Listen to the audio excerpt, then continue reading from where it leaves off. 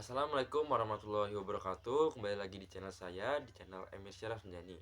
Untuk kali ini saya mau membuat video tutorial mengenai cara penggunaan dari aplikasi yang berbasis reksadana dan ETF. Dan untuk itu saya mau menjelaskan terlebih dahulu apa itu reksadana dan ETF. Untuk penjelasan reksadana itu adalah instrumen investasi yang mengumpulkan dana dari banyak investor untuk diinvestasikan oleh manajer investasi dalam portofolio efek seperti saham, obligasi, atau pasar uang.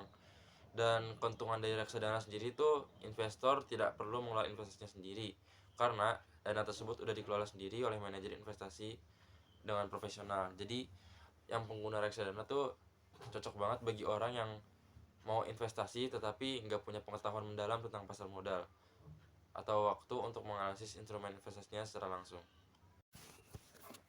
Nah, untuk aplikasi reksadana yang mau saya gunakan itu adalah aplikasi Bibit, yang dimana aplikasi ini cukup populer di berbagai macam investor. Aplikasi ini didirikan oleh PT Bibit Tumbuh Bersama, yang dimana Bibit menawarkan layanan investasi yang mudah diakses bagi masyarakat, terutama investor-investor pemula. Dan aplikasi ini direkomendasikan dengan portofolio reksadana berdasarkan profil risiko pengguna melalui pendekatan robot advisor. Dan tujuan Bibit juga itu membantu masyarakat untuk mulai berinvestasi dengan cara yang mudah, aman, dan terjangkau. Dari aplikasi ini juga kita dapat juga membeli reksadana dengan modal yang kecil dan juga bisa memberikan diversifikasi investasi serta mengelola risiko investasi berdasarkan preferensi pengguna. Itu langsung saja kita ke tutorial cara menggunakan aplikasi Bibit. Di sini di aplikasi Bibit kita perlu melakukan registrasi terlebih dahulu untuk menggunakan fitur-fiturnya. Di sini kita disuruh melakukan foto KTP yang sudah diberikan template posisinya. Lalu kita disuruh melakukan selfie dengan foto KTP. Setelah itu kita disuruh mengisi data, mengisi rekening bank sendiri dan lain-lain untuk melakukan verifikasi diri kita. Di sini kita akan diverifikasi oleh Bibit sendiri dan oleh KSEI untuk melihat kejelasan data kita. Langsung aja untuk penggunaan Bibit. Di sini kita ada beberapa fitur yang bisa kita gunakan di Bibit ini untuk melakukan investasi. Di sini itu di Bibit atau di reksadana ada banyak sekali pilihan. Untuk reksadana ada pasar uang, yang dimana pasar uang itu sendiri adalah tempat terjadinya transaksi instrumen keuangan jangka pendek yang biasanya kurang dari 1 tahun. Dan pasar ini menyediakan likuiditas cepat bagi para pelaku ekonomi dan menawarkan risiko yang relatif lebih rendah dengan tujuan utama memenuhi kebutuhan dengan jangka pendek. Di aplikasi Bibit juga kita bisa menggunakan fitur, lalu kita bisa juga menggunakan fitur-fitur yang ada di reksadana Bibit. Di sini kita menggunakan filter misalkan. Lalu ada di sini ada urutan, yang misalkan kita menggunakan minimum pembelian dari yang tertinggi, kita bisa melihat di berbagai macam perusahaan. Lalu Bibit juga ada obligasi yang dimana cocok bagi yang mencari imbal hasil stabil dengan risiko lebih rendah dibanding dengan saham, namun tetap memiliki potensi keuntungan lebih tinggi dibanding pasar uang. Di sini misalkan saya mau melihat obligasi dari Dana Mas Stabil, yang dimana kita bisa lihat harga per unit reksanya melonjak tinggi dan untuk dana yang dipakai dominan lebih ke arah tinggi. Lalu untuk saham sendiri kita bisa membeli saham perusahaan cocok bagi investor dengan profil risiko tinggi karena potensi keuntungannya besar, tetapi risikonya juga untuk rendahnya juga tinggi. Di sini saya mau membandingkan kinerja reksadana. Bisa kita lihat grow saham itu drawdownnya cuma min 4,11%. Batavia memiliki drawdownnya lebih besar yaitu 16,33%. Kesimpulannya, jika mencari imbal hasil yang lebih tinggi dengan risiko lebih rendah, kita memilih perusahaan Grow Indonesia.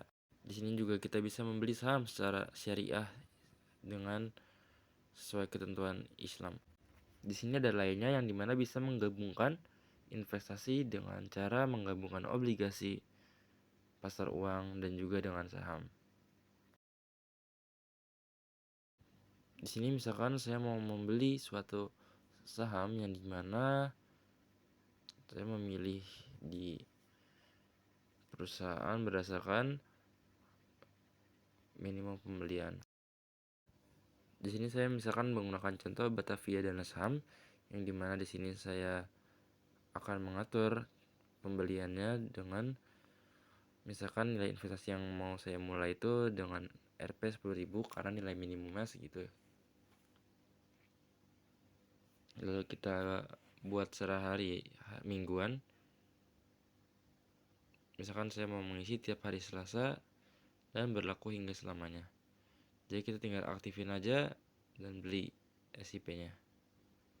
Nah, itu adalah video penjelasan tutorial cara menggunakan aplikasi Reksadana Bibit. Dan untuk sesi kali ini saya mau menjelaskan tentang aplikasi perangkat lunak yang berbasis ETF atau Exchange Traded Funds.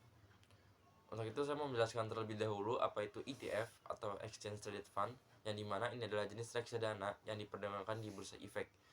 Ini mirip seperti saham, tetapi ETF menggabungkan karakteristik reksadana dengan saham, di mana dana yang terkumpul dari investor digunakan untuk membeli portofolio aset seperti saham, obligasi, atau komoditas. Namun berbeda dengan reksadana konvensional, ETF ini bisa dibeli dan dijual di bursa sepanjang hari perdagangan seperti saham.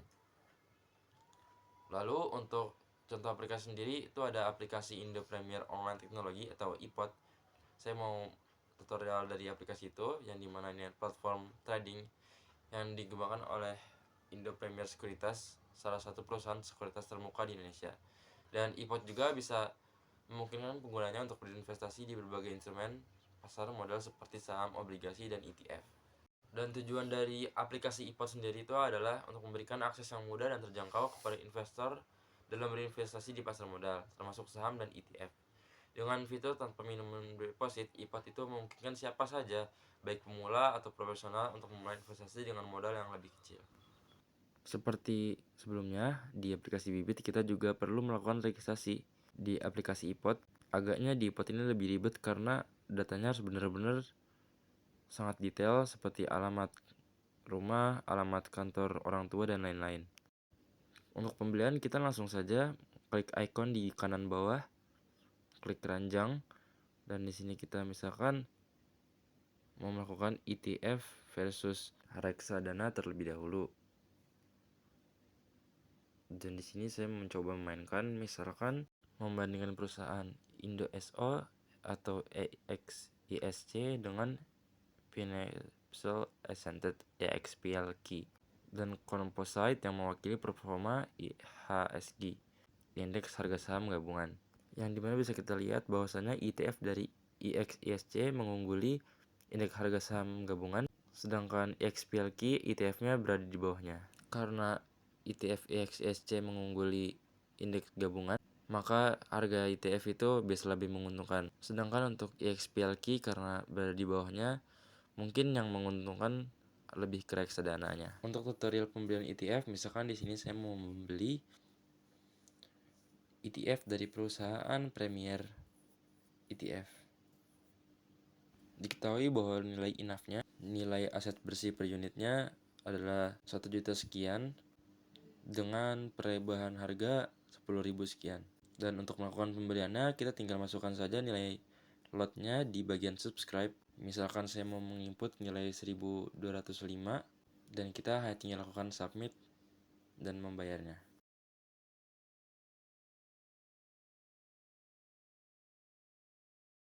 Dari penggunaan aplikasi Bibit itu sendiri, menurut saya ada kelebihan dalam hal kemudahan pengguna, karena di sana yang sangat ramah untuk para pemula dan juga terdapat video edukasi yang dimana membantu sekali buat investor pemula.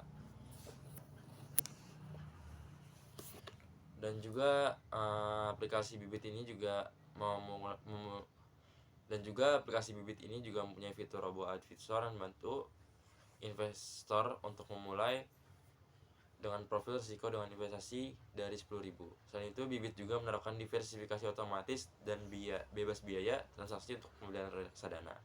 Namun untuk kekurangannya Bibit sendiri terletak pada keterbatasan instrumen investasi yang hanya berfokus pada reksadana tanpa akses langsung ke saham atau ETF. Dan untuk hasilnya sendiri, penggunaan aplikasi IPOT ini ada berbagai macam kelebihan ya, seperti Aksesnya bisa ke berbagai instrumen investasi seperti saham, obligasi, ETF, dan reksadana dalam satu platform. Dan juga memberikan fleksibilitas bagi investor untuk membangun portofolio yang beragam. Dan juga untuk kekurangannya sendiri dari aplikasi iPod, walaupun iPod kaya akan fitur canggih, tetapi tampilannya sangat rumit untuk bagi pemula dan dapat membuat investor pemula kebingungan. Dan juga ada kurangnya edukasi investasi yang tersedia, nggak ada video edukasi gitu. Jadi juga menjadi salah satu kelemahan bagi mereka yang membutuhkan panduan lebih dalam. Mungkin begitu saja video kali ini. Terima kasih, mohon maaf jika ada kesalahan kata. Assalamualaikum warahmatullahi wabarakatuh.